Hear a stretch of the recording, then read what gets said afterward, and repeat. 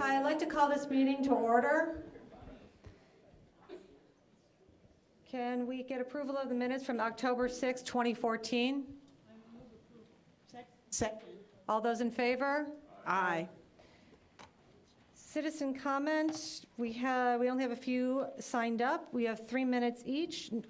Number 1, Nora Dietrich. Thank you very much. I live at 829 Forest Avenue in Evanston.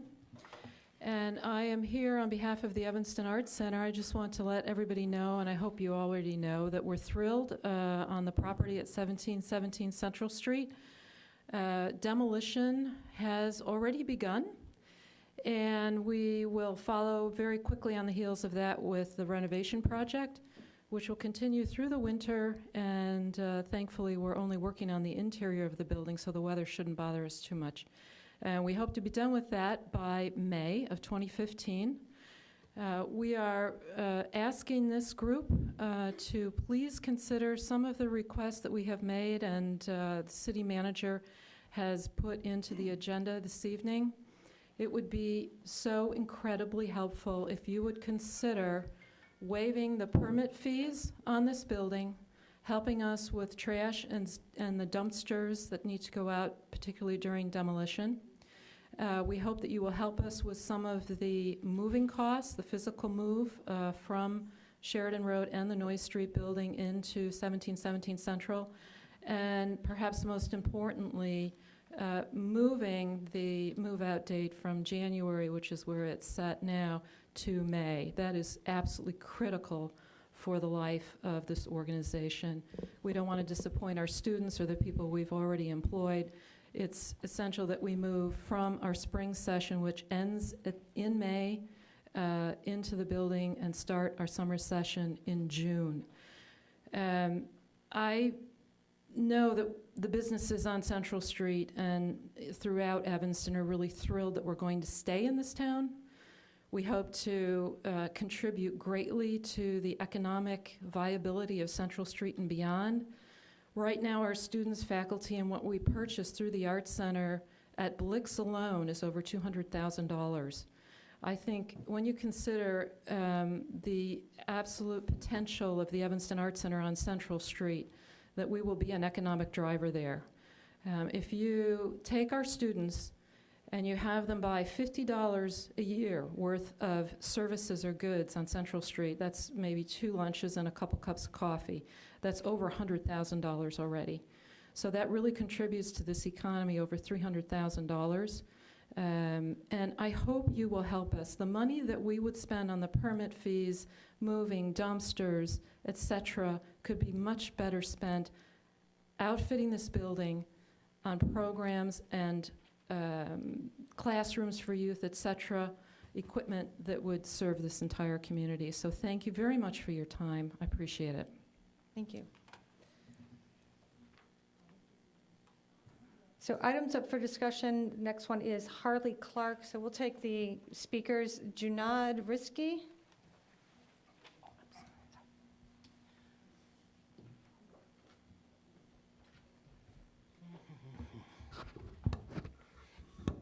Junad Risky.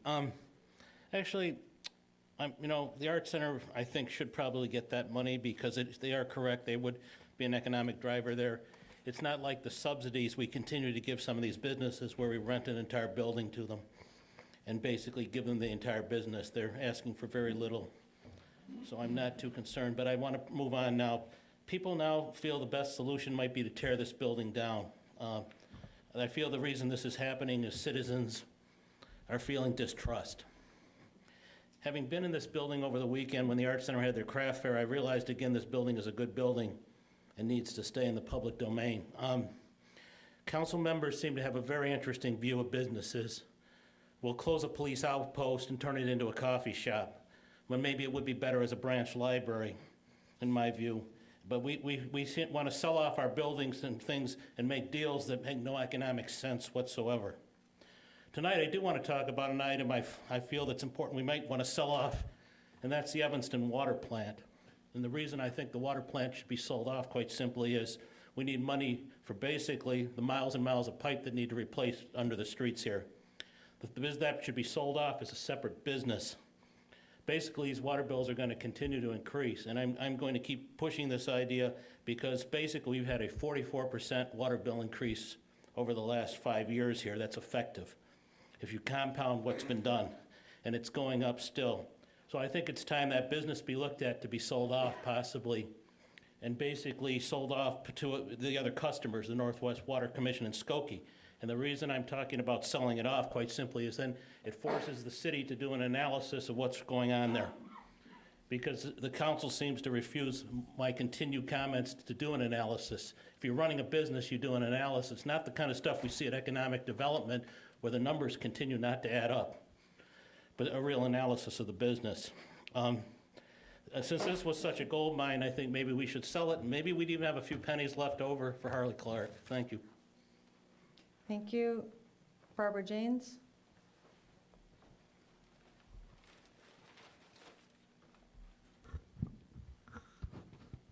Good evening. My name is Barbara Janes. I live at 802 Colfax Street. I'm here as a member of the Evanston Parks and Lakefront Alliance, and I just want to make a very brief comment about Harley Clark. First, to remind everybody that when the city acquired Lighthouse Landing Park back in the 60s, I believe it is, it was acquired for the land and the beach, and not primarily for the building.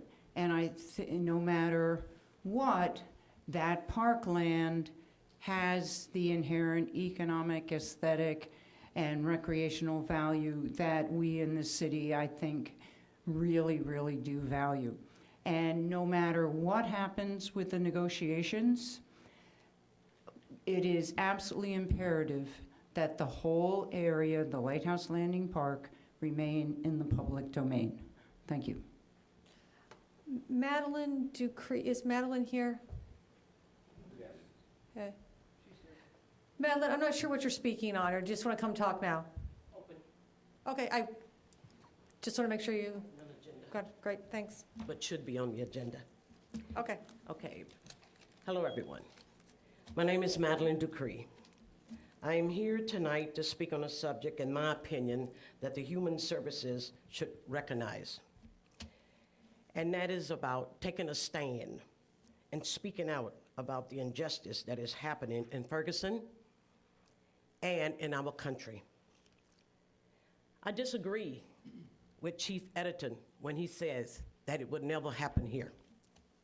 And the reason being is because Martin Luther King said a long time ago, injustice anywhere is a threat to justice everywhere. And I agree with him, still agree with him. There's a difference here in Evanston, and I hope we keep it up, because that difference is we try to keep an open dialogue with the police and the community.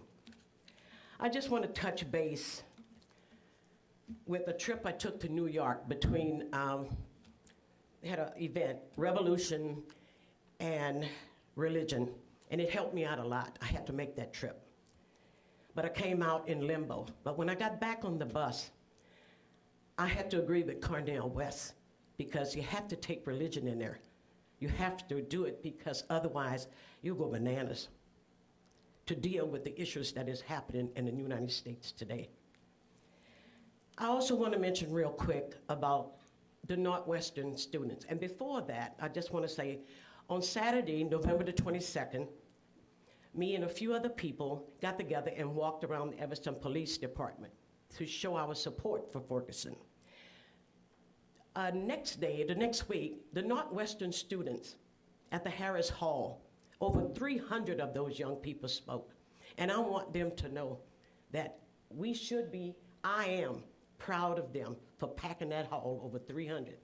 They cried, I had tears coming down my eyes without realizing it, but they vented. They were in control. And the next day, they had a die-in at the Arch. It was cold out there. If my back wasn't hurt, I probably would have got on the ground with them. But I just leave the Human Services, because it is Human Services Committee, to do something. Write to the President of the United States. do something in support of this issue that is going on. Thank you. Thank you, Madeline. We have, Sandy, I'm assuming you want to speak right before we talk about the report? Yes. Okay. Thank you. And that's all I have for citizen comment. Did I miss anyone? Okay, thank you. We are at Hartley Clark Mansion update and memorandum of understanding for moving assistance for the Evanston Arts Center. We have really four issues that we're looking at, and then the city manager will talk about what's happening with IDNR. Does that sound about right? The first request is to extend the lease for the Evanston Arts Center from January 31st, 2015 until May 31st, 2015. Does anybody want to speak to that piece of this? Alderman Grover. Thank you, Madam Chair. I think my question is to Mr. Bobkowitz. You're obviously recommending, Wally, that we extend the lease to May 31st. You have either information or a strong suspicion that IDNR will not be looking to occupy the building anytime before then? Yes, my last discussion with the staff from IDNR, which was the middle of October, and their timeframes that they were looking at that point would take them beyond that, probably till early or late summer. Okay, then I'll move extension of the lease with the Evanston Arts Center until the end of May. Second. Alderman Humps, you have your light on. Do you want to speak to this or something later on? I'm going to speak to all of them, but I we was can just vote on trying to that go one. through it. That would be fine. Okay. Yeah. All right. All those in favor? Aye. Okay. Number two is the request to waive the following city fees related to the move. I'm going to read them all off, and then we can jump in wherever you like. Waiving the building permit fee of $28,787. The fire and alarm sprinkler fee of $1,250. The water line tap fee of $12,500. And the fire hydrant fee of $5,700. All right, Alderman Holmes, I think you're up. Okay. Madam Chair, if you don't mind, if I could take a point of special privilege, I want to talk about that, but I want to first go to number 4 with Provide moving assistance?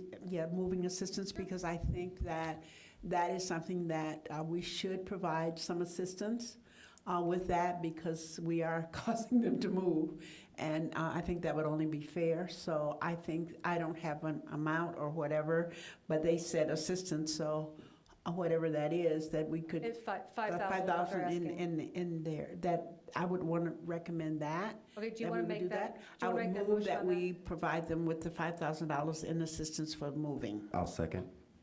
Okay, do we have any discussion on, I'm going to just, so we can go Okay. through. Any discussion on that? All those in favor? Aye. Aye. Okay, now do you want to go back to 2 I and then? want to go back to 3, because I want to take 2 last. You're making it challenging. for I me, know, Lois, I am all right? sorry, I'm so That's sorry, okay. but only because I want to get the little pieces out of the way first, because I fine. think the other one is a bigger piece. The trash and with dumpsters, I know that even with dumpsters, even at Northwestern, they use private, and I think, I don't think that's something that we do as a city, so I don't think that that's appropriate. I think that they would have to contact Groot or one of the other waste management people for that, so I don't think that's something that we do. Anybody- Go ahead. To provide not the recycling, I'm talking about the trash, because when Right. you're dumping dumpsters, you have to have the dumpsters there. And it's my understanding that all of that is done privately. Okay, Alderman Grover and then Alderman Fisk, do you have, no, Alderman Grover. Again, Wally, what do you understand this item is? Because there's no price tag attached to it. Right. Yeah, Madam Chair, members of the committee, we do have the ability to provide bins. We don't normally, as Alderman Holmes has said, it's not something that we do normally, but we can do. And so, I think with the idea that supporting the costs of movers is sort of along the same lines. While it's not something that we would normally provide for the recycling and the refuse, the bins, we certainly can do it. We have the city facilities, we have the bins, we have the staff that can pick it up and dispose of it properly. So it's up to the committee to recommend to the council whatever you think is appropriate. Well, I think that we have assisted with moving costs before, and so I think that's okay. But as far as the bins, I think that's a whole new thing, and if we open that up, that's a whole nother bale of worms that we need to then maybe open up in general for other people, and that's when we'll get to number 2. I'll mention why I want to get to number 2 last. But I just think that that's one of the things that they will need to or should do on their own. I just don't think that I don't think that expense is one that I can support. Alderman Tendem? Thank you. Is there an actual expense? I mean, how does this time or this service get absorbed into the budget, or what we are willing to give them monetarily? Alderman Tennant, members of the committee, we would have city forces provide the bins. We would have city forces collect the bins. We already make trips to the appropriate recycling facilities and waste facilities, so it would be a matter of the city forces collecting that up. So it'd be more or less absorbed into our regular duties, or is this? I would imagine this would all be done during regular business hours. There'd be no great sense of urgency, so I think that over the course of several days, perhaps after they were concluded, city staff on regular straight time would be able to do that. We've not worked out the details with the Art Center on the particulars of this, but my sense is that this is something we can accomplish. Okay, I can agree with those details unless it evolves into something else. And again, I would imagine that they will have a period of time as they are clearing through the building. That will come to an end at some point. Once they're moved out, the bins will be there. We would retrieve them basically on our time. So I don't consider this as a major expense. I think the council's right to think about precedent, and you have other organizations that come to you over time. So these decisions, while perhaps are pretty straightforward for the Arts Center, it sets a precedent for other organizations coming to us, and I would encourage the council to think along those lines, as well as think along the actual dollars and cents that are being expended. Alderman Braithwaite? Thank you, Madam Chair. And I think my question was answered, but is Nora around, Dietrich? Do you mind just to answer this question? Because I think we're almost done with this discussion, or at least on this particular topic. I mean, right now, it's just a matter of, is it above and beyond the normal use? Is that the question or the issue that you have, Alderman Holmes? Well, in setting, I think they're setting the Setting precedent. the precedent, because then it could be for everybody else, anybody else that But wants. I guess since they're bins and there's normal trash service there already, right? No, they're asking. That's what. This would be above and beyond. And This that's is the above and beyond. clarification that I'm trying Well, to get. We have a dumpster there now, and it's full, so we've paid for that. Right. We've paid for the dumpster permit fee, which was, I think, $880. So we'll have to get another roll-off on there probably tomorrow or the next day, and we'll pay for that because, they're demoing the building and they're pulling stuff out of there. So we've got one roll-off that's full, and we'll have to get another one out there this week. So I don't even know how many more we have left, but there'll be, I think probably that's another part of one the or issue two, that we're so. wrestling with right and I don't know how much they cost. Sorry, can you clarify, is this the old building or new building? I think it's That's the the new new. building. It's the new Okay, building. I was thinking But the that old we were building will- discussing the old That's building. what I We are thought. discussing well, That's Well, what I no. thought. But what you just referred to is the new building construction that they're demoing. So I think that's two separate. So the request here is for the trash and recycling containers at the Harley Clark. Okay. And so I think your question was referring to the Harley Clark piece. Oh, I see. Let's do a redo. Go ahead. So I guess I'm trying to have an understanding of how much trash will you be removing above and beyond your normal trash service? At the Harley Clark, Yes. I would say we could fill a dumpster. So we're talking one Roll off, dumpster. whatever they call it. The bigger, Okay, the bigger maximum guys. 2. Yeah. Okay, thank you. Thank you. Alderman Grover and then Alderman Fisk. Yeah, I think if the dimensions of it is about a dumpster's worth, and we do it in the ordinary course, and it's city-owned property that's being vacated anyway, I think I don't have a problem with this item.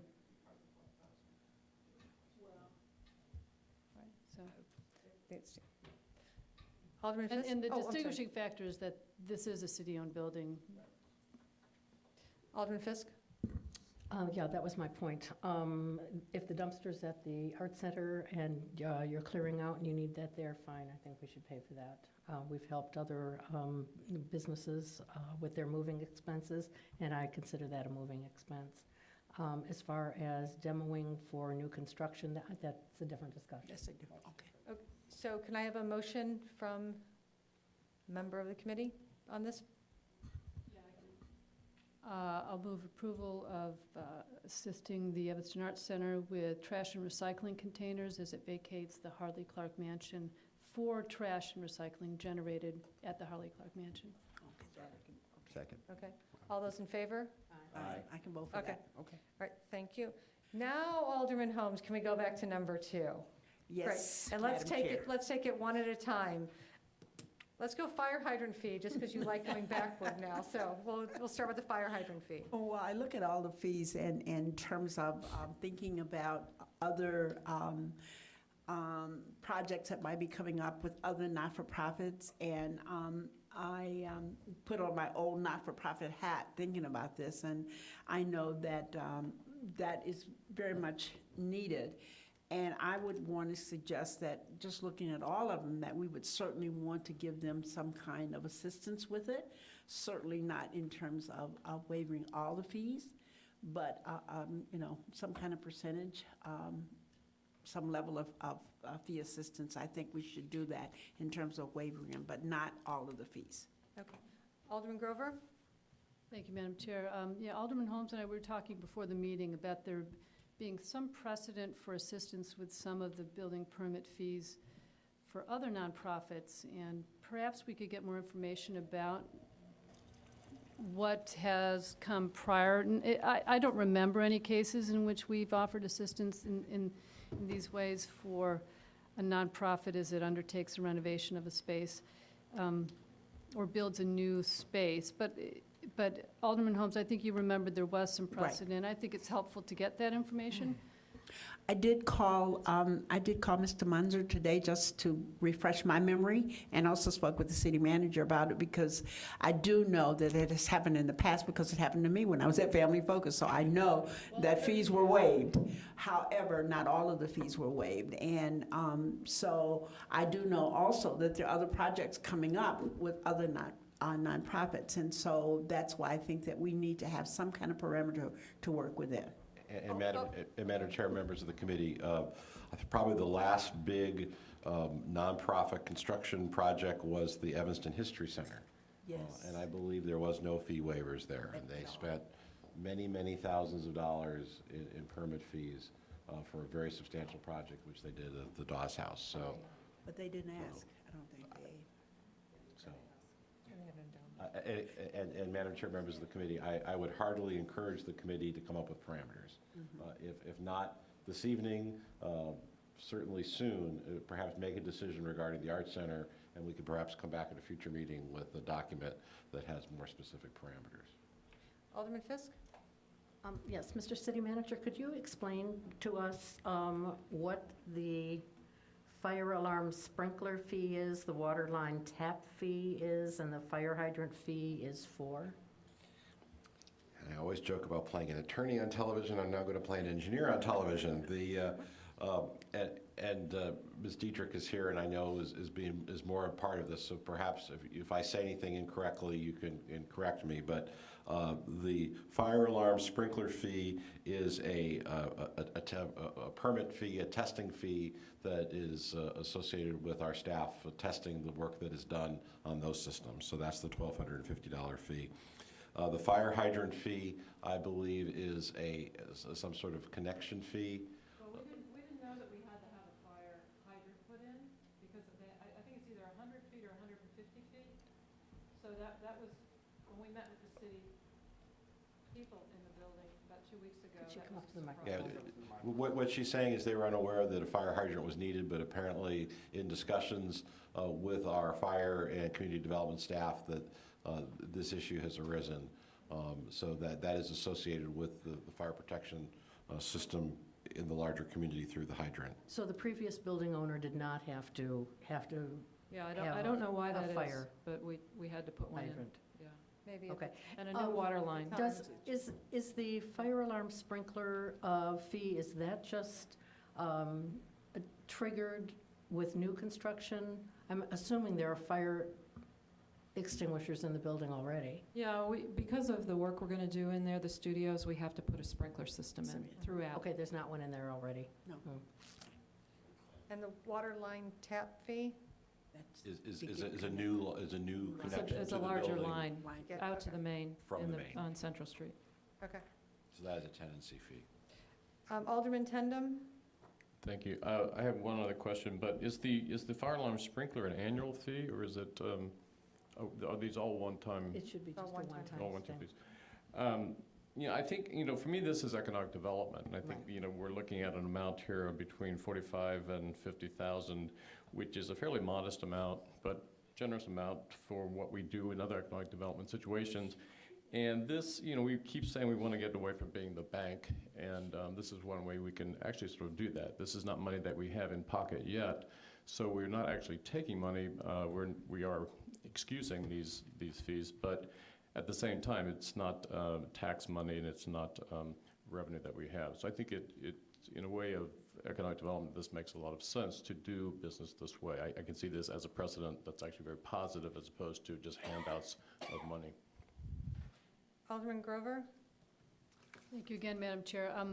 I think, like Alderman Holmes, I do have concerns about the lack of a distinct policy here for fee waivers for nonprofits. Perhaps we can work something up that makes sense for not only this case, but also those that we anticipate perhaps coming down the line. For the fire hydrant fee, which, although it's a small one, we are about to undertake a larger study and project involving the central Green Bay area, which includes everything from underlying infrastructure to parking, traffic, facilities, accessibility, and I'm wondering if the fire hydrant, another fire hydrant within this area could be included as part of this project, or at least as part of the study for this project, because it's all related.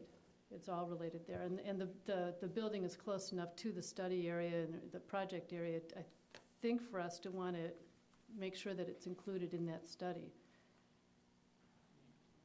So as part of all the engineering for that project, I'd like to see at least this proposed new fire hydrant to be included in it. And Madam Chair, Alderman Grover, I hesitate from the dais to try to engineer Yeah, don't I know? what fire protection services for that part of Right. town. If I may, I think that likely, as you look at what a policy would be, it's probably a percentage versus the actual use, because the building permit is always going to be the lion's share of that. You may wish to exclude over time any infrastructure, this water line tap fee is likely not going to be an impact from every nonprofit, although, of the projects I'm aware of in the thinking stages and then the actual working stages, they probably will. So I think it's probably in the best interest of the council to maybe just think about gross numbers and say, is 25% rebate reasonable, is 50% rebate reasonable? Because I think otherwise you get caught up in all sorts of stuff that, may be difficult to, make an apples to apples comparison, for the next project that comes along that might have some sewer need that might be above and beyond. And then I think it's difficult to say, well, let's just include that in the next sewer project. I really think from the organization standpoint, it's a dollars and cents issue. Money, as Ms. Dietrich said, money that they do not spend on city permit fees, they can put toward other things. I think that's going to be the case in any project that a nonprofit's working on. They're just going to look at the gross dollars. So Now you maybe looking at percentages Right. Yeah. is, if you wish to make any kind of policy, might be the way to go. And you suggested rebate, but the way we've termed it was as a waiver, and I think for nonprofits that may have cash flow issues, the waiver may make more sense than a rebate We have as two part of more. this policy. This is, and I just have a quick question. I know we're not going to try to set a policy this evening, but my question is just to understand. Nora, what's your budget for this project? So you're asking for about 50K in waive fees, 55, I guess 53 if you include the 5,000 for the move. The rest of the numbers add up to 48, are these numbers that were given to you from staff or estimates that you received from contractors? Again, Oh, well, these, go ahead. city manager and I worked on that together, and those are all confirmed Okay. through the city. And then your total budget for the project is? 1.8 to renovate the building. Got it. Alderman Fisk? Thanks. Well, I'm going to disagree about waivers and all of that. I'm looking at this and trying to determine what makes this project different. And what makes it different is that they're leaving with our encouragement from a city-owned building. So this is a city building that they're leaving. They're staying in town, which is fabulous. We want them to do that.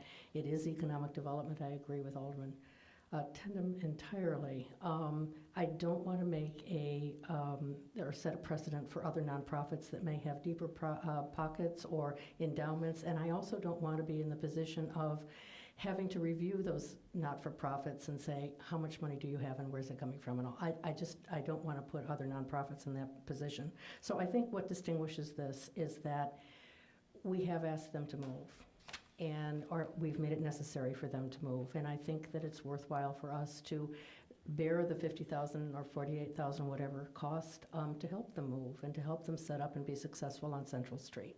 So I'm willing to do that. If you want to go ahead and set a policy for future, I think that's fine. But I see this as a one-time deal unless we have other organizations that are going to be moving from city facilities and setting up somewhere else with our blessing. I think that would be the only precedent that I could see, and so that's what I feel comfortable with. Seeing no other lights. Alderman Holmes, go ahead. Yeah, thank you, Chair. Alderman Fisk, I really hear what you're saying, but I think there's a lot of circumstances involved with the ask to move, so I'm not going to even go there. I just really do feel that we have to be fair. I don't. Everybody always comes, the citizens are going to come and voice their opinions about everything. And I would like for us to be in the position of being above board and across the table treating everyone in the same way. And therefore, it has nothing, I'm so excited about them being on Central Street. I know that it's going to be such a boom to it. I know all of that. I think we all know all of that. But at the same time, that I also know that there are other projects coming up. And we, whether we ask them to move or whether they're coming out of a city facility or not, doesn't matter. They're still going to come for assistance. And I think that we ought to have something in place.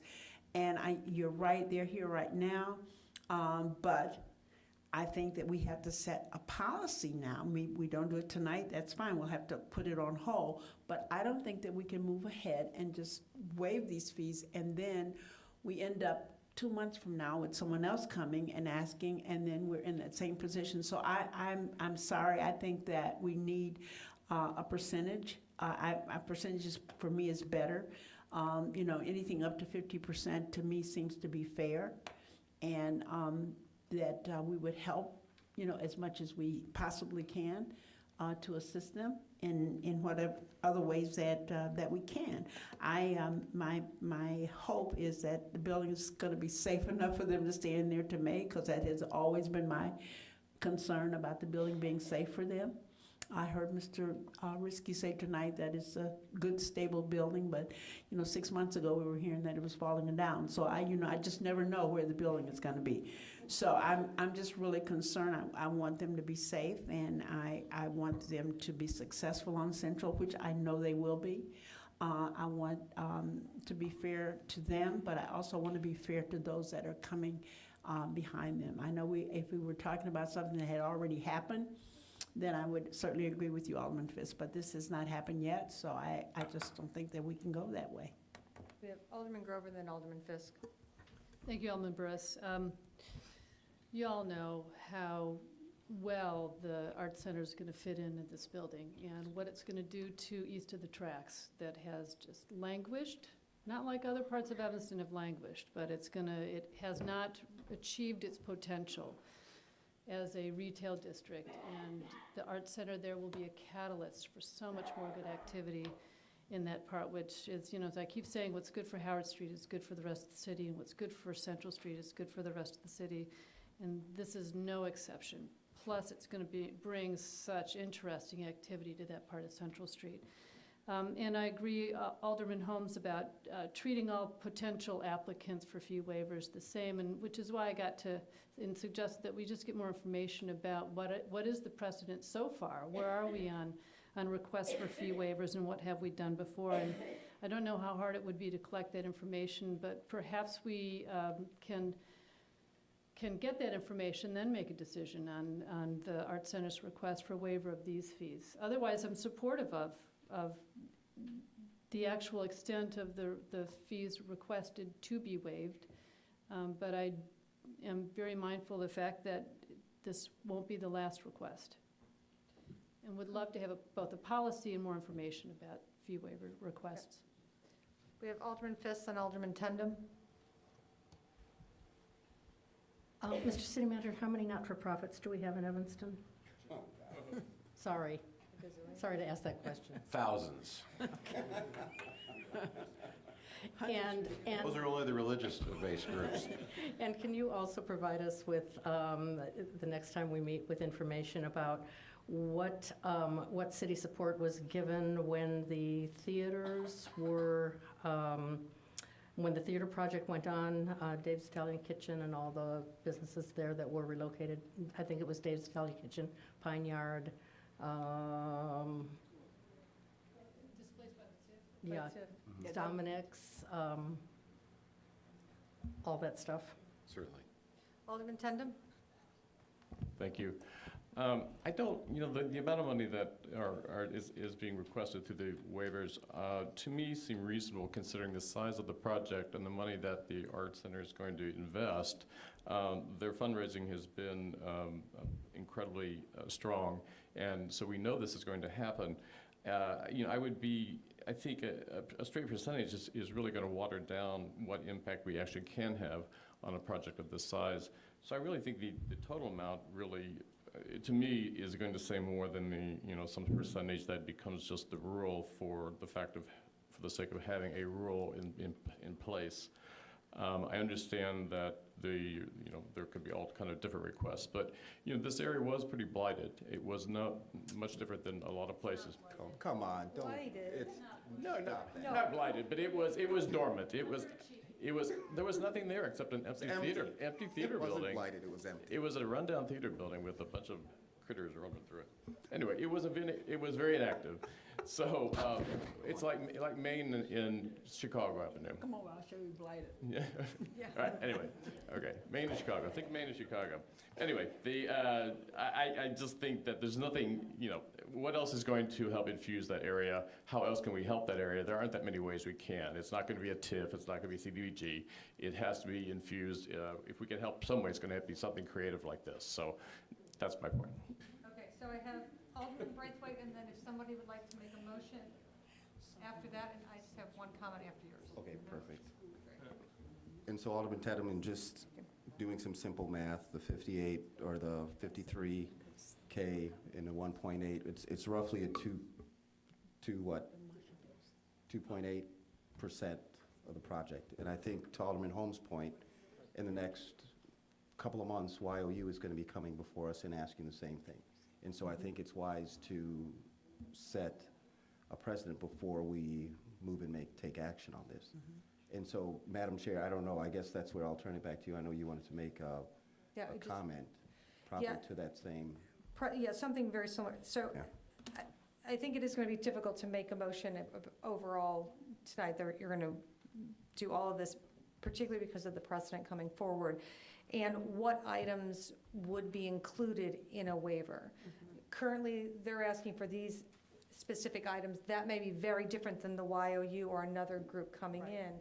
So coming to consensus on what items are eligible to be included and a percentage that would be waived of it seems to make more sense than just to say a not-for-profit comes forward and says, these are the things we want waived. It could be really far afield from what we're interested in waiving. So thoughts on having that as parameters, or And a percentage? Looking for any sort of motion from anyone? Do we have time to think about this? I guess that's my Yeah. first question. Yeah, that's what I think, That's the what- if we don't timeline have on to the make building. Is there urgency on this request, on this fee waiver request? That's, if there's, Yeah. Madam Chair, members of the committee, I think the big issues for the Arts Center, and Ms. Dietrich standing up, you could come to the podium, was the extension of the eviction notice, which I think the council's come to agreement with, as well as the trash and recycling.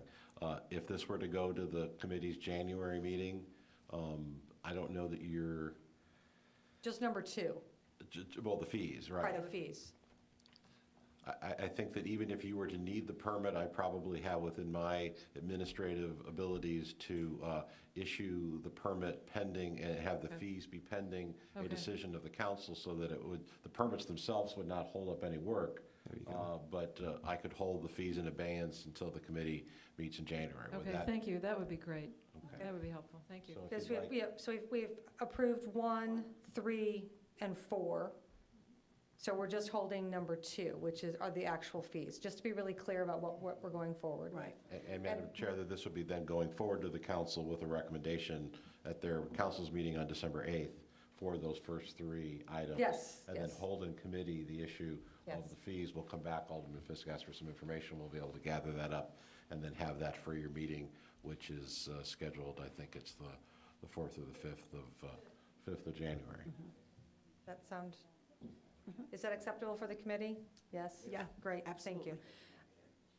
Mr. Bobkowitz, could you give us an update on IDNR discussion? Certainly. Madam Chair, members of the committee, in my staff report, which is on page 7 of your packet, the discussions have been continuing with the state of Illinois. The state's latest negotiation position has been that in order for this to move forward, they would require the purchase of the land as well as the purchase of the building. The city council's direction to me for these negotiations has not allowed that option to be on the table, which I have shared with the representatives from IDNR. Also, since our last discussion, there has been an election. There'll be a new governor in January. At least one of the principals that we have been working with will no longer be with the agency. And in a brief conversation I had with him, Todd Main, who is the agency chief of staff, who has been the primary staff member in addition with Ms. Tessick. Certainly, in a conversation I had with Ms. Tessick and Mr. Main a couple weeks ago after the election, they were unclear as to what the department's priorities moving forward might be in regard to this project. So I'm asking this evening to get your direction to get something in writing from IDNR to come back to you at your January meeting. If this is moving forward, that is great. If it's not moving forward, I think that's something that it's important for us to know and to recognize so that we can begin to think about alternate paths for this project. Or quite honestly, if they don't know, that's important to know as well. And I think that if the state is unclear going into the first of the year about this, I would ask that this committee consider what alternative planning we should make if that's the answer. So, Madam Chair, members of the committee, I'm asking for direction to get that in writing from IDNR prior to your January meeting. Great. I have 2, Alderman Grover and then Alderman Fisk. I will be so disappointed if we cannot secure an agreement with IDNR for its use of the Harley Clark Mansion. Can't tell you.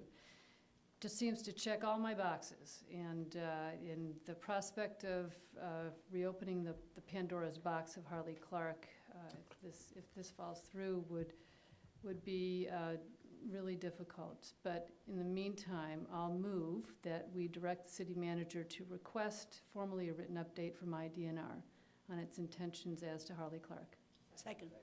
Alderman Fisk, do you want to respond? Or- I just wanted to ask the city manager, is Mr. Main's position, is that a political appointment? Is that, okay. But Ms. Tessick, who's the manager, Ms. Tessick, who's the manager of the program, who we have dealt with, who's been before this committee on a couple of occasions, is not. My sense is that we will get a response that says we don't know.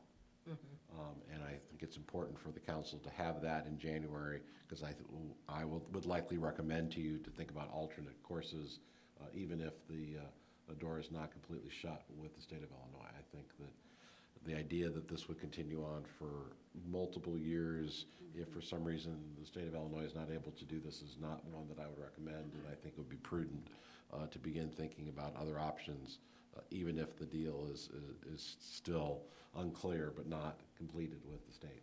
Like the Dominic's parking lot. Do you want to talk or do you want to vote on your? Just that, I think we'll all be glad that the Art Center is occupying the building through the end of May. Yeah. Because we want it to be vacant for as little time as possible. So we have a motion on the table. All those in favor? Aye. Great. Thank you.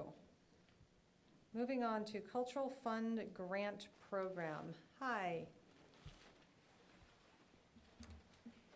Madam Chair, members of the committee, I just wanted to update you. I know it's been a long evening, so I'll be as brief as I can. When I first came to Evanston and met with all the different arts organizations, the two biggest issues that were put before me were the need for space, which is an ongoing problem, and the cultural grant program. A lot of frustration among the arts organizations on the complexity of the application. The small cap on it at that time, it was up to $1,000 was the max, as well as just the kind of the administrative and procedure. And so I wanted to address that as soon as possible, but I was not so arrogant as to think that as a newcomer that I fully understood or was the expert. So we convened a working group of people from all throughout the arts community that got together, and many of them had been recipients of the grant, or they were people who had experience administrating grants, and we reworked the whole program. So I'm really proud of the work that was done. I understand from our IT people that we're ready to go live with it this week, and some of the biggest things are there's now 3 grant categories. I know that this is before you, so I'll just very quickly recap. 3 grant categories: capacity building, projects, and individual artist projects. The caps go up to $4,000, $4,000 and $2,000 respectively. We have simplified the application process, especially the financial disclosure pieces. And finally, and probably the best part, is that the entire thing, including the uploads, is now online, so we will not be requiring reams and reams of paper for people to apply for it. So I just wanted to thank you for your support of the arts, and I wanted to publicly thank the members of the committee, Paula Soderman from the Evanston Dance Ensemble, Paula Danoff from the Evanston Arts Center, and of course you know that they're in the middle of all of this move and everything, so for her to give time to the city project was wonderful.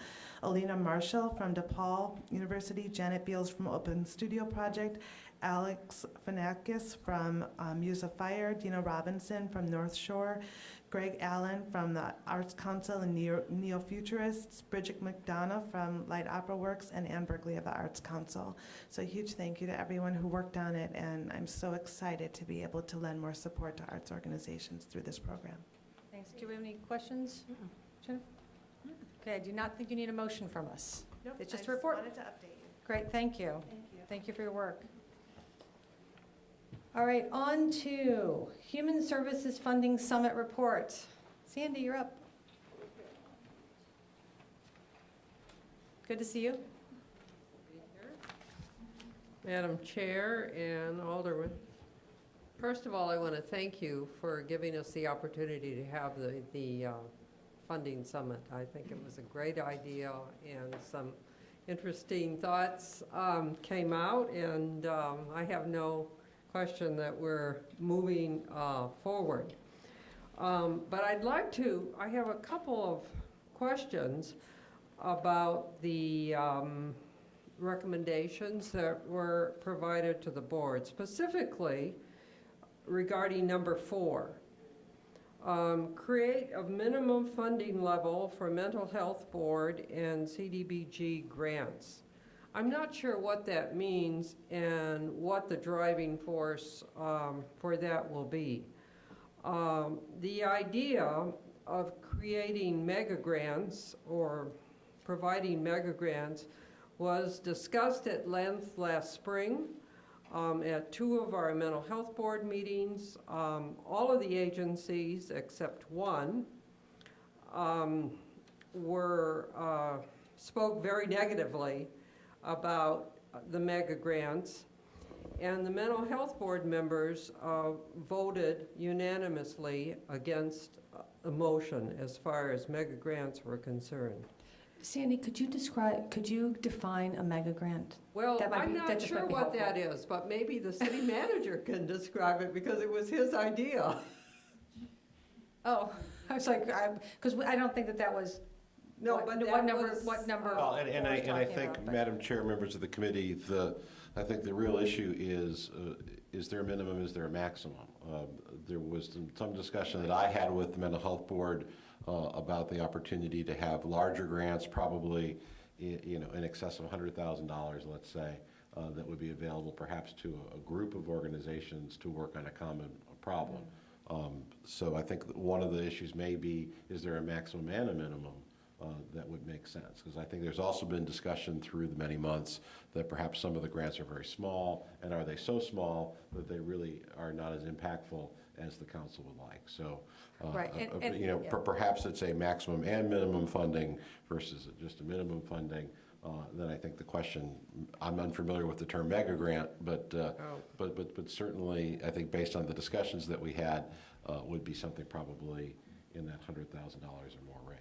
okay. Yeah, and so I just wanted to clarify, so when we were talking about that, we had a clear sense of that, so Sure. thank you. Thank you.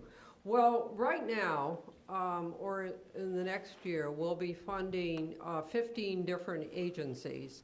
And it's important to remember, I think, that programs are being funded, not the agencies in general. So it's specific programs. But it really appeared to me that implementing number 4 would be usurping the role of the Mental Health Board, our duties. As far as the duties of the Mental Health Board, as part of the mission, Section 2, it says that the board is responsible for establishing funding, evaluating, and assessing effective mental health and other human service programs for Evanston residents. These programs and services shall be accessible and responsive, etc. So I think there's a little bit of confusion, and we would like to understand this as in our role as mental health board members, what our duties are versus what the city staff will be deciding for us. And the other puzzling comment on page 10 was that number 3, potentially transitioning scope from mental health to also include a broader public health and human service focus. I didn't hear that at the summit.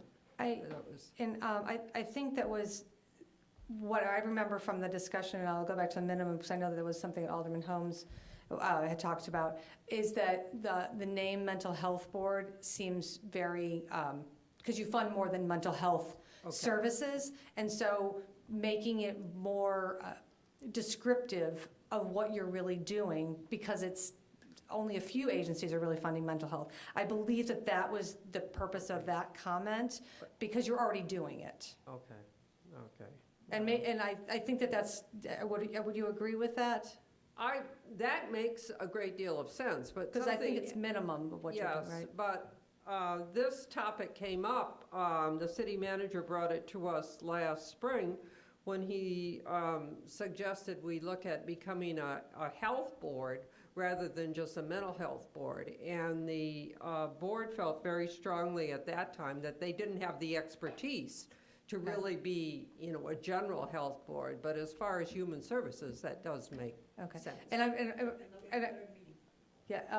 Alderman Grover, and then I'm going to Alderman Holmes, and then Mr. Bobkowitz, okay? Thank you. Yeah, I think that was getting to the fact that the scope of the funding that the mental health board does already includes health and human services. Generally, its focus is no longer mental health, not since we consolidated 15 years ago with those agencies that were funded through the Human Services Committee. And before we decide to change the name of the mental health board to anything else, I think we got to check the state law the 708 legislation that was what started and enabled us to create a mental health board, because I think it's the state legislation from way back when, the 1969, that gave the mental health board its name, and I don't know if it loses its status as a mental health board, a 708 board, if you change it. Maybe we can call So- it mental health board so colon something Somehow, else. yeah, you got to resolve whatever the state law is as to the mental health board and its issues. And then the other thing was, it sounds to me as if we didn't generate a whole lot of consensus about the idea of a minimum or maximum funding level. Maybe we can put that off for another discussion. And today, instead, recommend those other items, directing staff to implement the other recommendations, and then continue the discussion about minimum or maximum funding levels.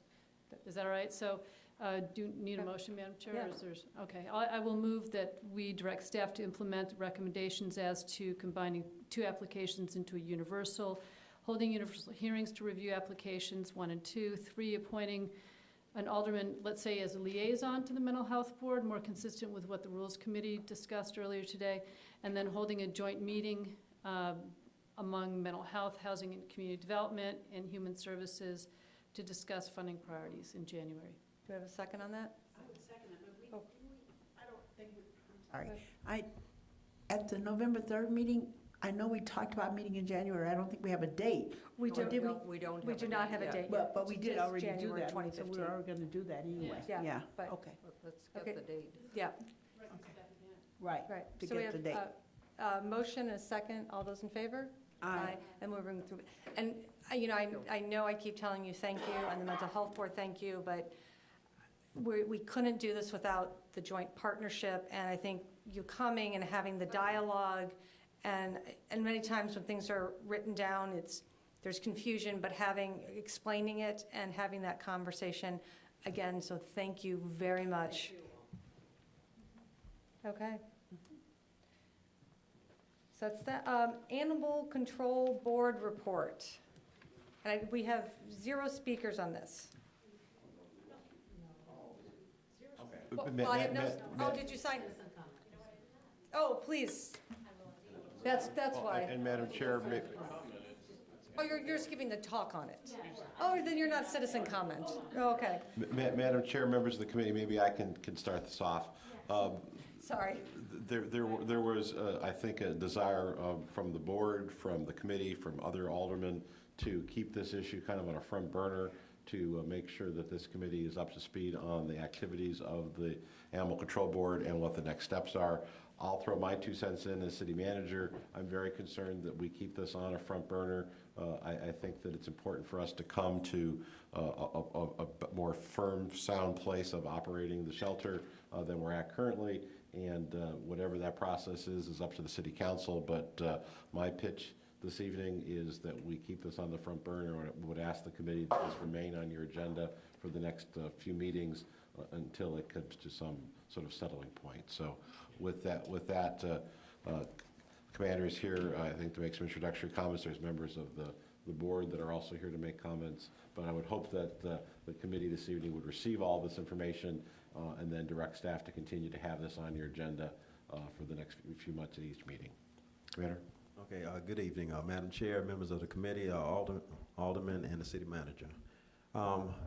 As you know, we're going to have a couple of comments and updates from our chair, Meredith Reeves, and Alyssa Kaplan. We'll give an update, but I just want to once again take a little time to publicly thank the members of the board and the core volunteers who have worked so hard to get us up to this point. As you know, this is our 7th month since the transition from care. And it's been many hours that have been placed. And I can't thank the board and the volunteers enough. And just real quick, if I may, I would just like to reintroduce the members of the board, because all 4 of them here, including the 2 aldermen, Alderman Grover and Alderman Fisk. But we have our chair, Meredith Reed. Our co-chair is Jill Caput. I think there's Jill. We have Ruth Ann Haddish is here. And also Diane Valletta. And then Alyssa Kaplan is here to give an update. But once again, I just want to publicly thank everybody for all the hard work that they've done. Thank you. Thank you. Go. Yeah. Sorry for the confusion. Good evening. I won't repeat what he just finished saying because I think he covered it nicely, but I would add that he and Deputy Chief Barnes deserve a great deal of our gratitude as well. They're deeply committed, clearly, attend all of our board meetings, which are many in number, and remain also committed to an understanding of the goings-on of the shelter, and are just really an excellent support and resource for the city. So we are in deep gratitude to the both of them. And I also want to add that Deputy Chief Barnes has recently taken over for Deputy Chief Wozni. So he was acting as, I guess, how would you put it? They were overseeing all shelter business, the two of them, he and Commander Pickett, and Deputy Chief Barnes has since taken over that role. So we're grateful to have her in that position. So moving on to the business at hand, on November 3rd, City Manager Bobkowitz came to our meeting, the board meeting, and requested that we move ahead with the business of creating an RFP to present to the city and have the city then post for the public and any other volunteer animal organization who would like to come forth and step into the role at the shelter. We followed the meeting on November 3rd, on November 10th, where Lou Gergitz, who is the Manager of Budget and Finance for the City of Evanston, presented us with a draft document that we're grateful for. I want to publicly thank him for his hard work and his effort putting together that document. It's very thorough and well thought out. And we are, in fact, using that document as the foundation for our RFP. So we took a couple weeks off to review the document on our own and came back today as a board and met with edits and revisions and began the conversation of creating really the final product. We also set a deadline for ourselves as a board to have that RFP document completed by the end of the calendar year. So we anticipate one, if not two more meetings for the board in December, and by the end of December we should be able to produce a final document and present it to the city for their review and subsequent presentation, I guess posted publicly, for potential response from a potential VAO. So in the meantime, the shelter continues to run smoothly and is a continued valuable asset and community resource, and things are going great. I think Elisa Kaplan's going to fill you in on how well, but animals are being adopted out into homes and placed in foster families every week. So we're very pleased with how things are running at the shelter at this time, and anticipate that our end of the business in terms of the RFP will be completed, as I said, by the end of the month. So we're putting a lot of time and effort into making sure that document is both concise and, I guess, detailed enough to provide for all of the things that we think are necessary to ensure that the shelter is run well by whomever plans to step into that role. So. Thanks. Alderman Grover, I don't know if you want to ask a direct question. I think you need to understand what Dr. Reeves has done for the shelter. She has stepped in as a veterinarian and has become now, I don't know, one of our medical professionals, fully volunteer at the shelter. Dr. Reeves has 4 children, all under the age of 9. Let it be said, plus runs her own veterinary practice and now is devoting significant amounts of time at the shelter, noticing things, seeing things. She has a different list of things now from her perspective that the shelter needs, and she's absolutely right. But just the time that she's put in. So thank you, Dr. Reeves, very much. You're welcome. It's much appreciated. Yeah. Not to mention the weekly, near weekly meetings of the board, often that go near 2 hours long. Yeah. Alderman Fisk? Yes, and Meredith, I do think it's important that we tell the committee that about the meeting with anti-cruelty. Sure. Last Tuesday, prior to Thanksgiving, I'll start by saying that anti-cruelty responded to the RFQ that was put out in the springtime. by the city of Evanston, and the president of Anti-Cruelty, Dr. Robin Barbiers, also a veterinarian, responded to that RFQ with a letter of interest, and really we had done little to nothing about that in the months following her response. We also had another organization, SAFE, respond to that RFQ. They're a local Evanston-based organization, smaller in scale.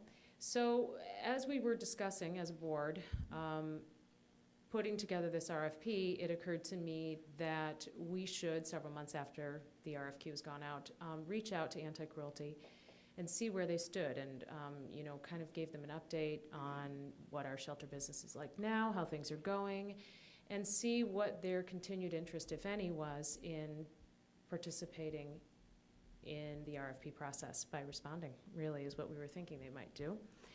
And I put a call in to Dr. Barbiers at Anti-Cruelty. We had a nice conversation. I invited her to come to the shelter and to take a tour and to have a conversation, and so she did with their VP of Operations, David Dinger.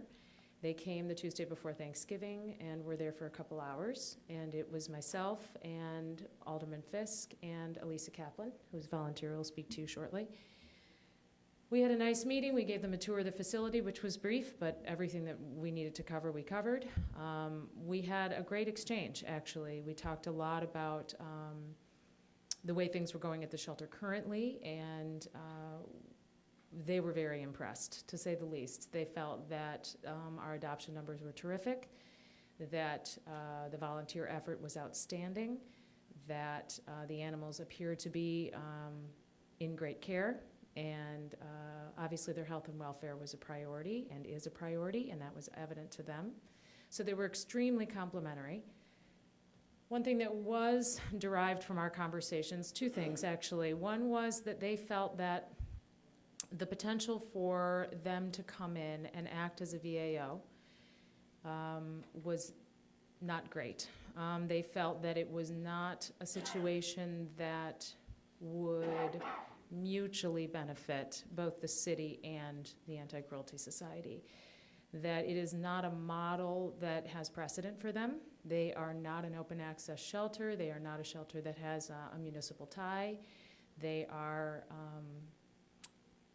have really never been in a situation where they have contracted with a city to work in an open adoption capacity. So there's a lot of things about what we're doing at the shelter that are not necessarily suitable for the model that they function within.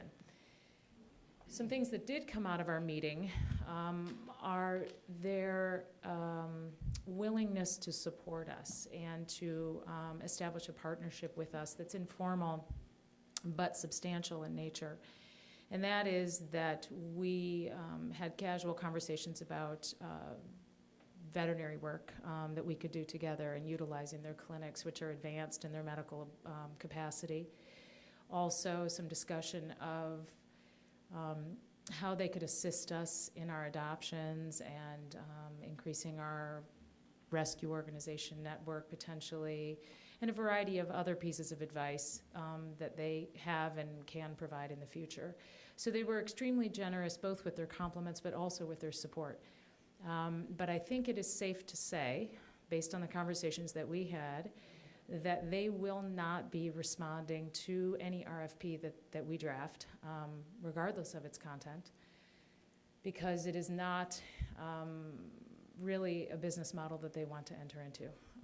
So at this time, that doesn't prevent us from putting together the RFP and submitting it to the city, but I think that any response they made to the RFQ in the springtime will not be followed up with an RFP that we draft and put out. So that's pretty much the summary of the visit we had with them. And we did also ask them if they felt there was an organization they were aware of that would be interested in contracting with the city of Evanston to do the type of business that we're talking about. And they suggested that they didn't know of one that would be suitable for our needs. And I do think that it's important to remember that the model that we have in place is unique. The idea of having a municipal shelter that is open adoption, which I think is very important to our mission, and also being housed in the same facility as animal control is a unique model for most of the shelters that are independent nonprofits working in the metro area. So certainly doesn't preclude us from doing what our mission states we intend to do or desire to do. But I do think it's going to be a challenge to find an organization that's willing to step into that model and take it over the way that we need or desire. Alderman Fisk? Thank you. One of the problems is that when we were doing the RFQ, we were still uncertain as to whether the money that was in question with CARE was going to remain with the city or go with that organization. And I think that's one of the things that's played a major role in our ability to actually go out and attract an organization to come in. And I think that's something that this committee needs to be aware of. We'll certainly find that out when we go out with the RFP. And my hope is that there will be someone out there. But that is sort of a difference between then and now. Mm-hmm. So we'll just have to see. I'm so impressed with the committee. So impressed with Meredith. This is a hands-on committee. I mean, not only are they hands-on in terms of coming to meetings and input, but they're hands-on actually with the animals, and that's always a good thing. I feel very comfortable in that we're going in the right direction. That there was a very good and productive meeting today about the RFP, and we'll get that straightened out and smoothed over in the next couple of meetings. But I think we're headed in the right direction, and in a direction that we all can be proud of, regardless of whether we get any responses or not. I think that's true, and I think it's also important to note that while it may appear that it's taken us months to sort of arrive at this point, after spending as much time as I have in the shelter in the last month or more, several weeks I would say, I've gained a more intimate understanding of what it is we need and desire out of any VAO that would come in, and from the city as well, given that it's a partnership. And I think that time has been integral for the board as well to gain an understanding overall of what our needs are and how we can stay true to our mission and our philosophy and simultaneously potentially work with an organization to accomplish that. I think it's very important for us to acknowledge that every step of the way, because that is something that this board is extremely committed to, and not really willing to sacrifice in any way. I think that right now the shelter volunteers are doing a tremendous job of maintaining that, and of seeing that the animals are receiving excellent care and ending up in wonderful adoptive homes. And that's something that cannot be overstated. I think that really is the ultimate goal for everyone involved, the board and the volunteers and Commander Pickett and Deputy Chief Barnes and the animal wardens. So we all agree that is what we have in the forefront of our mind as we do the business that we're doing as a board. So I appreciate the time that it's taken for us to do it, but I'm grateful that we've had that time to meet and to get to know what it is we're attempting to accomplish. Thank you. Sure.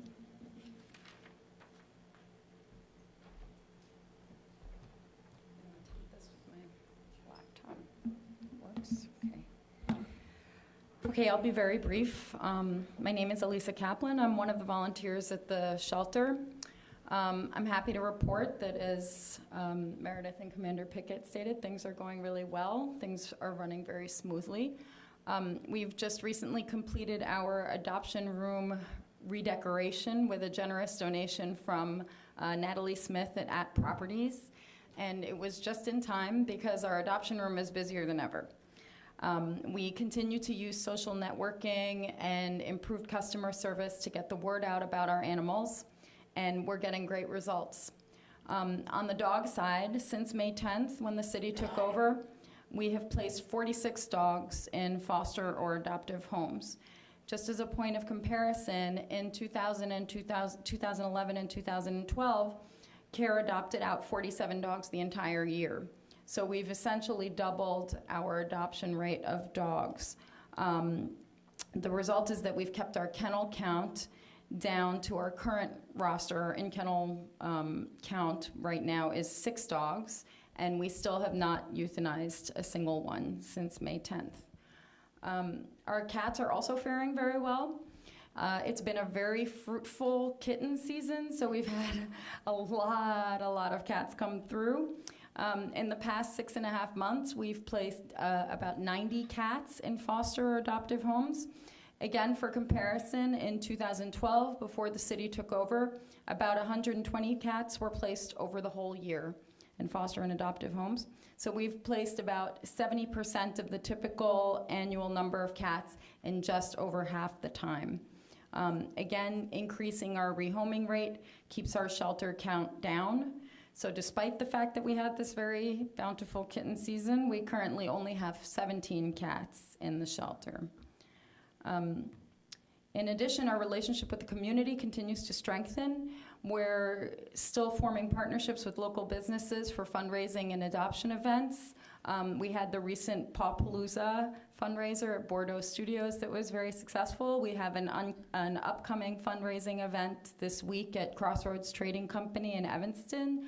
And we hope that the establishment of the Evanston Animal Foundation, which we understand is in the works, will help us build those relationships and expand our fundraising capacity. In short, the shelter is heading towards the holiday season in good spirits, and we're looking forward to even better things to come in 2015. Thank you. Thank you. So we do not have to, we're just receiving the report. We do not have a motion on this. Police complaints. Everyone received the police complaints? Any comments? It was a duel here. Go on, Alderman Braithwaite, then Alderman Grover. Just a couple of questions. And give me a moment while I pull it up in the packet. There was one particular stop that was of interest with a young lady and an officer over on the Lions. And I think you shared some information that was helpful to me. But I was still a little bit concerned the fact that she sustained some type of injury, and there seemed to be a difference of opinion in terms of the use of force. And then there was he wasn't suspended, but he was given verbal judo, and I think there was something else. I'm still trying to pick it up, so maybe you could share a little bit of the conversation that we had, and then that'll, sure. If anyone else has any questions while I'm looking for this information. The Alderman's referring to CR 14-0-8, and that's an incident where a young lady was stopped by officers for what we thought would be a regular traffic stop. She was impeding traffic, and when we approached the vehicle to speak with her, it just went downhill from there. One of the things that's important for officers to do when they're conducting a traffic stop is to contain the situation. And as one officer was speaking with the young lady, the other officer approached the other side of the vehicle. Once it was settled that a traffic citation would be issued, the young lady proceeded to attempt to get out the car. Now, if you know anything about traffic stops, that just simply cannot happen. We have to contain it. We can't allow you to get out the car. And what was most suspicious about this particular incident is the young lady attempted to exit the passenger side of the vehicle. And as the young lady opened the door, the officer pushed the door closed. His intent was not to harm her or hurt her, but we just have to contain it. So he slammed the door on her. When she said that her hand was hurt or injured, we offered medical attention, went through the whole motions, and her complaint was simply that the officer didn't need to do that or he should not have done that.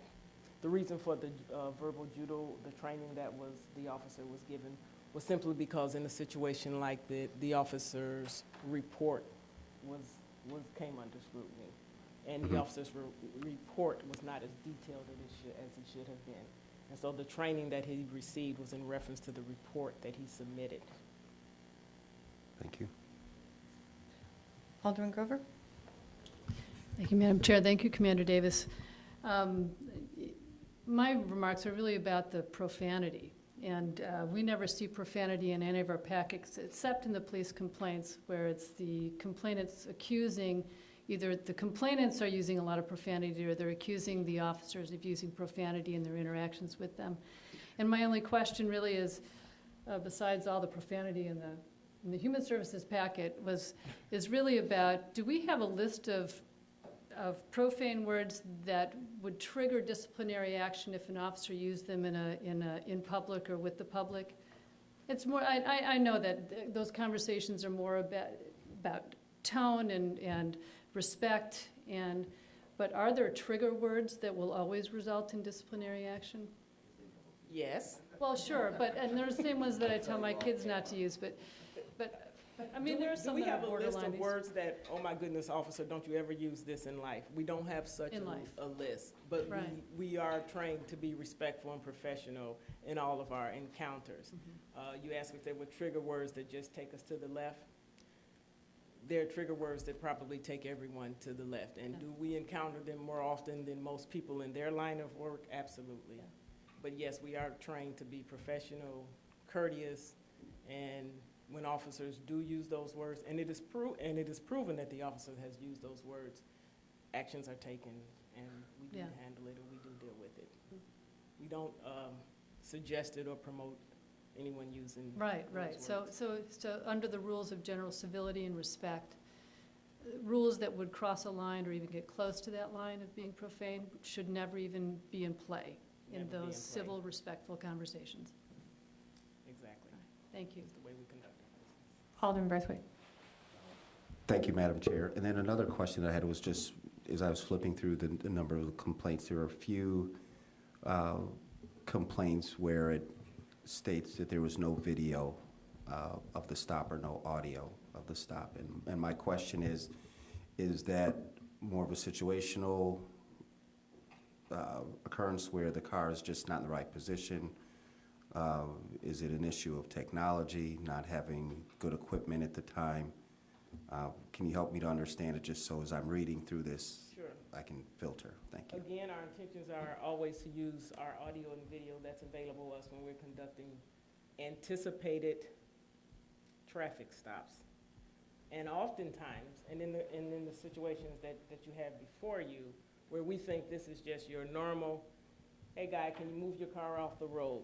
That's 3 of these incidents started with a simple, hey guy, could you move your car off the road? Something that we assume when you see the police in your rearview mirror, you and I would simply just take off.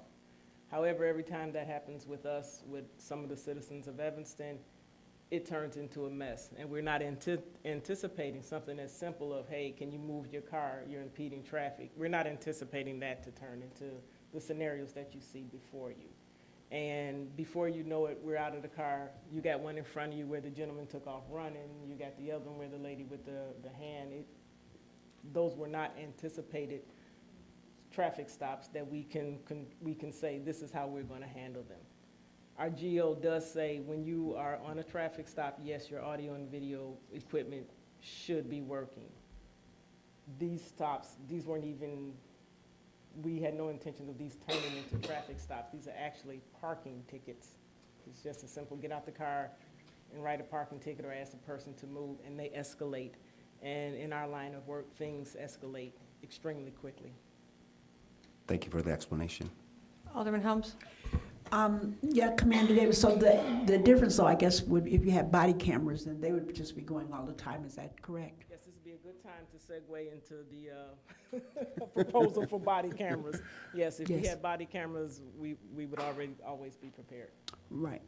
And I'm thinking about the one, I was trying to pull it up, I'm not reading fast enough, the young lady who thought she had told the police she needed help, and he didn't, or she's, according to the report, he didn't know she was serious, you know. But she wasn't crying.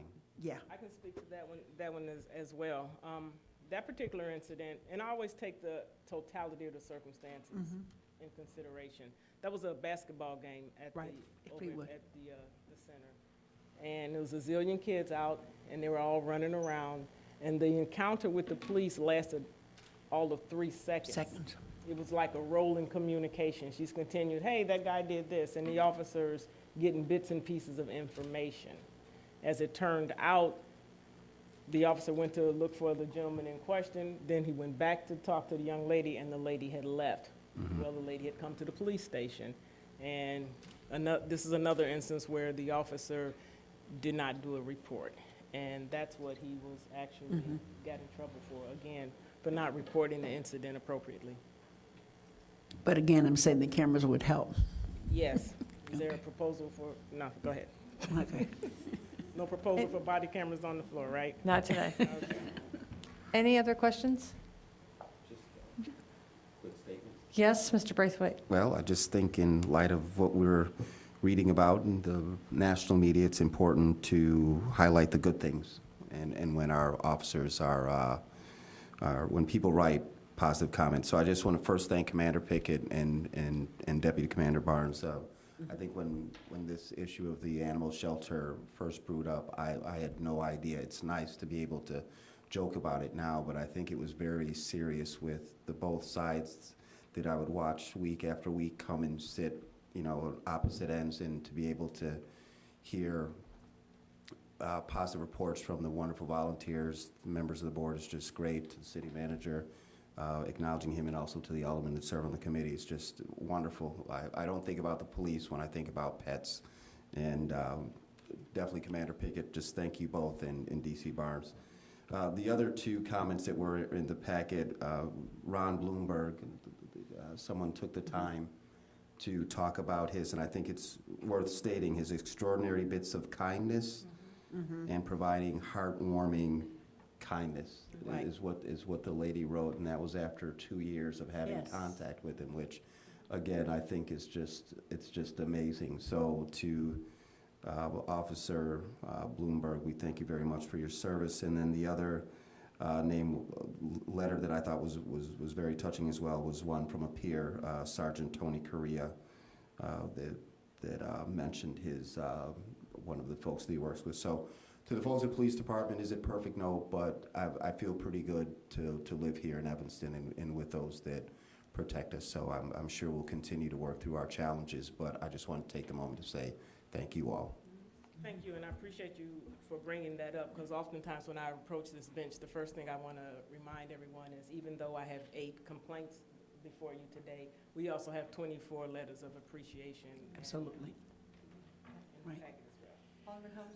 Well, I just wanted to say, because Mrs. Decree mentioned earlier about Ferguson, and she mentioned seeing some people walking around the police station, but I also want to say that on Tuesday, I think it was the 24th to 25th, the police chief, along with many of the officers, including DC Barnes and Commander Pickett and a lot of our other officers, with the mayor and the city manager and myself, were at the Unitarian Church, which was really packed, as the community of Evanston did acknowledge and came together for a very touching ceremony, prayer, and candle lighting for that. And I know that we have lots of issues to still deal with, but we have come so far, and I think that our community and police relations have grown in these last few years just tremendously. And our officers are always there. I mean, they're at my ward meeting all the time, and they're in the community. And I think that's what's important, is because people do know them, and that makes the difference. I don't know if you saw the picture on TV of the little 12-year-old boy hugging the police officer in Ferguson. If you didn't see it, it was really touching. But it's someone he knew, and it's also the officer. I believe the story behind it is that officer did not put on any of the gear or anything, because he knew the community and he knew the people. So he didn't need that. And I think that people have to understand it's all about relationships. So when you hear something about Ron, Officer Bloomberg, which I'm missing so much, but anyway, when you hear comments about him or people like him is because they've made that extra effort to form relationships in the community, and the chief has set the example for that, and the rest of you have followed it so very, very well, and I'm just really very, very proud of our police department and all the progress that it's made, so just thank you. Thank you. Thank you so much. Do I have a motion to adjourn? So moved.